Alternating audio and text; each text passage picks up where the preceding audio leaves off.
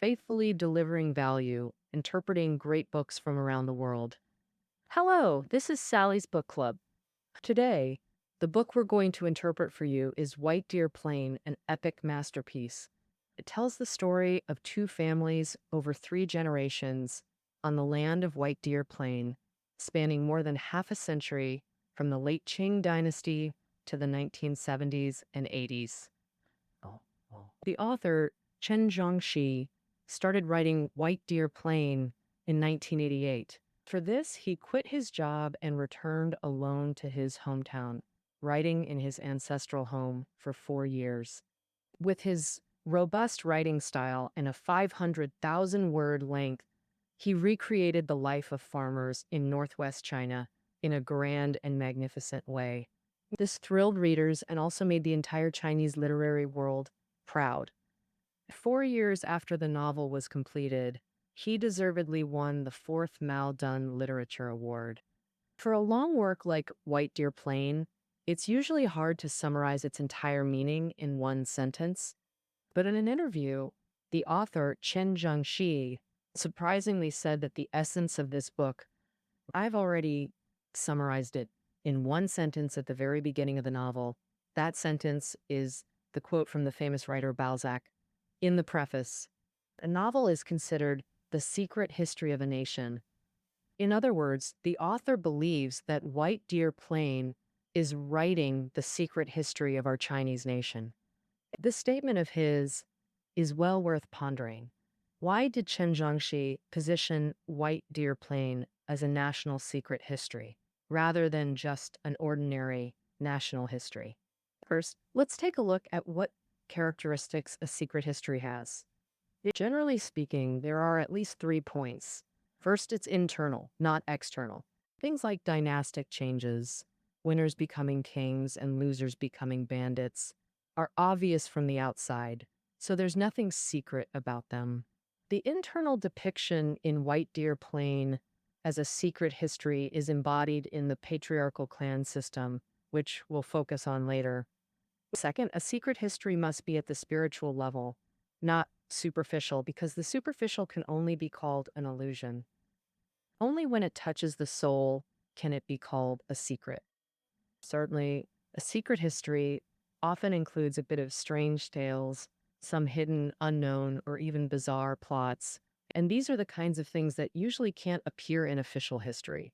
And in this regard, in White Deer Plain, it's mainly reflected in those captivating ghost and spirit stories. All right, now let's start from these 3 points and gradually unveil the veil of this epic masterpiece, White Deer Plain.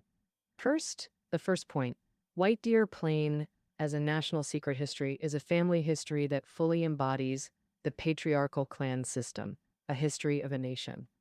And if written from an external perspective, it might manifest as political history, war history, economic history, or cultural history.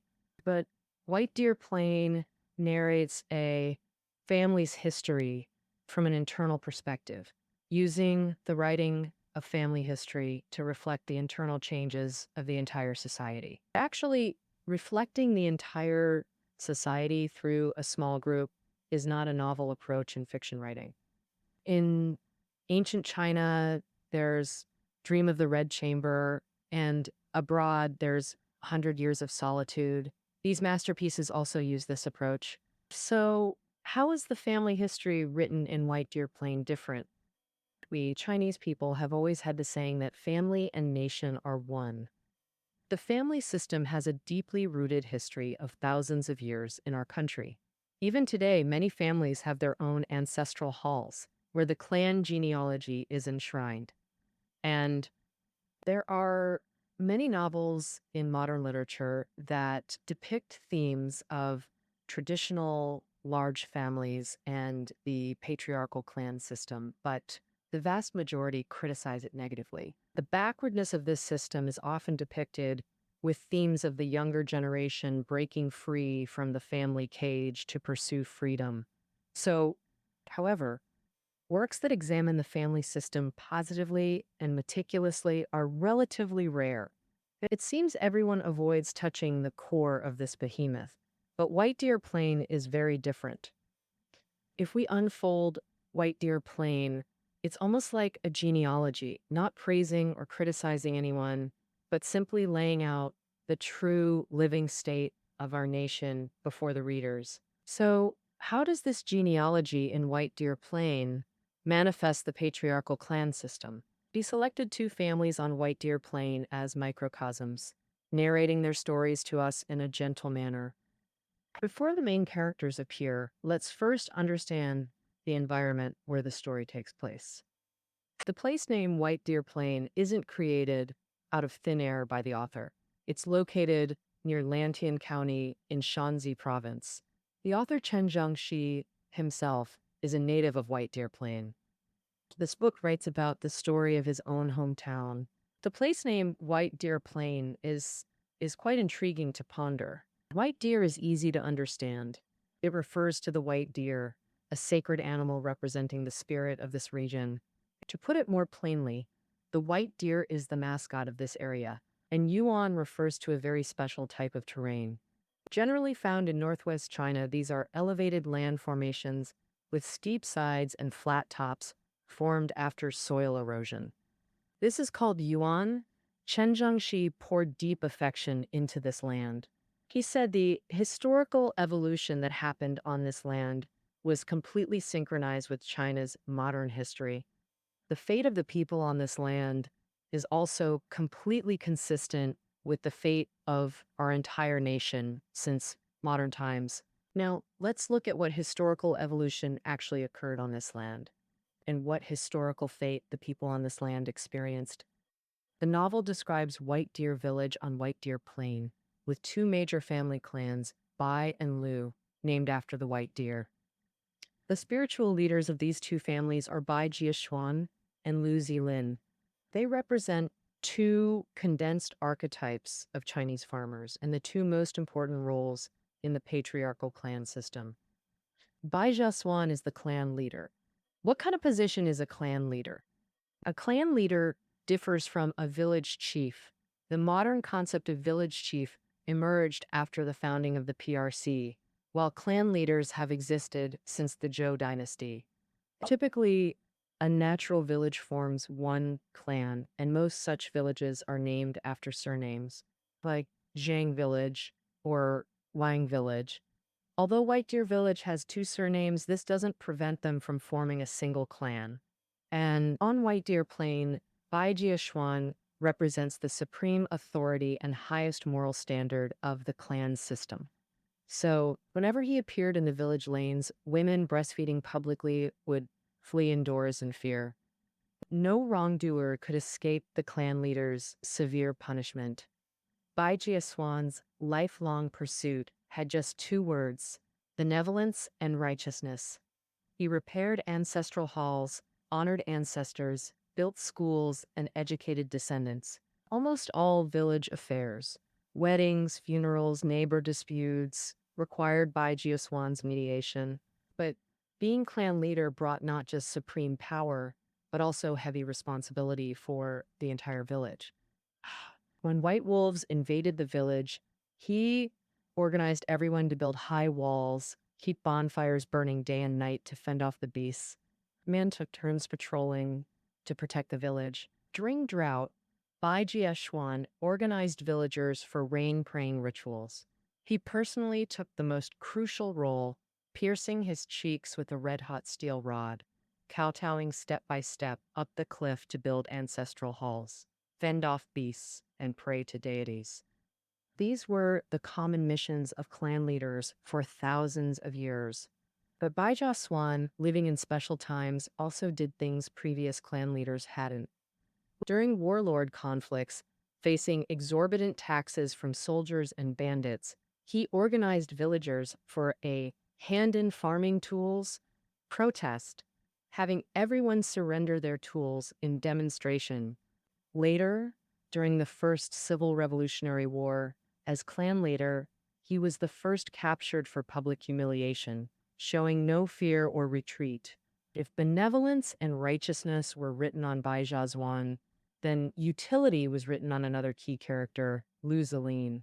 Lu Zilin's position was the village covenant of White Deer Village. What kind of official is a village covenant? Actually, it was a Republican-era official managing village-level affairs. Administratively, the covenant was superior to the clan leader. But in traditional clan society concepts, the covenant still had to obey the clan leader. The Lu family, as White Deer Plain's second major clan, had been feuding with Bai Jiaxuan's family since their ancestors' time. In film adaptations, Lu Zilin is portrayed as a despicable villain. But in the original novel, the author doesn't show such clear favoritism toward either family. Of course, Lu Zilin in the novel isn't exactly virtuous either. He instigated a woman villagers saw as promiscuous to seduce Bai Jiaxuan's eldest son, Bai Jiaxuan, then took advantage to buy and demolish the Bai family home. He hoarded grain during famines, and after the nationalist government was established, willingly became their lackey. His sole obsession was expanding his property and land. Greed almost entirely occupied his heart. Lu Zilin's misdeeds invite hatred and contempt, yet he isn't entirely irredeemable. As a pivotal village figure, whether building ancestral halls, schools, or disaster relief efforts, he participated in all initiatives. He wasn't as noble as Bai Jiaxuan, but he too was genuinely rooted in White Deer Plain.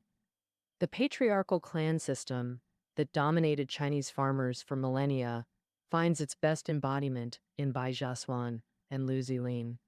Bai Jiaxuan himself is a condensed history, carrying the full force of traditional culture, tenacious, unyielding, tough, and upright. On a moral level, he's practically godlike. However, Lu Zilin, greedy, selfish, solely focused on small gains for his own household, is more like a real person living among us. If there were no Lu Zilin, this history would be utterly incomplete. Our cultural roots contain both Bai Jiaxuan's blood and Lu Zilin's blood. White Deer Plain has always used family to replace government and ritual to replace law. Clan leader Bai Jiaxuan embodies the moral standard of benevolence and righteousness, whereas village covenant Lu Zilin represents the farmer's pursuit of utility. The fusion of these two typical character types lets us see the most authentic, living state of Chinese farmers from the past. This clan system, unbreakable for thousands of years, shows signs of decline in the latter half of the novel. Under the influence of changing times, war situations, and youth restlessness, the clan system is gradually being dismantled bit by bit. Lu Zilin won't be China's last farmer, but Bai Jiaxuan is indeed China's last clan leader. All right, let's move on to the second reason why this novel is called a national secret history. As mentioned earlier, our nation's secret history is in form, its innermost clan system, and spiritually a deep sense of loneliness from the soul. Colombian writer Gabriel Garcia Marquez once wrote a famous novel, 100 Years of Solitude, the most influential representative work of Latin American magical realism literature. 100 Years of Solitude depicts the rise and fall of a small town on the Caribbean coast over a century, telling Latin America's turbulent changes through the legendary story of 7 generations of a family. Chen Zhongshi once mentioned he greatly admired 100 Years of Solitude, and his own work was significantly influenced by it. It's evident that White Deer Plain has similarities to 100 Years of Solitude. It portrays the social turmoil in China's Guanzhong region over half a century, depicting the feuds between the Bai and Lu families over 3 generations for 50 plus years. Although 50 years is only half of a century, the sense of loneliness it embodies hasn't diminished by half. We could give White Deer Plain an alternative name like 50 Years of Solitude. Oh, this deep loneliness stems from all the suffering and hardships our people have endured. You know, for centuries, Our nation's been renewing itself by peeling away the rotten parts, like scabbing wounds to grow new skin. And man, that peeling hurts real bad. And this agony peaked during the 50 years White Deer Plain covers. It was excruciating, like dying and coming back to life, from overthrowing the emperor, warlord chaos, the anti-Japanese war, to the liberation war. These three generations on White Deer Plain were almost chosen by fate to face history's wildest changes. Well, all this upheaval sparked different reactions in each person, so their loneliness felt unique.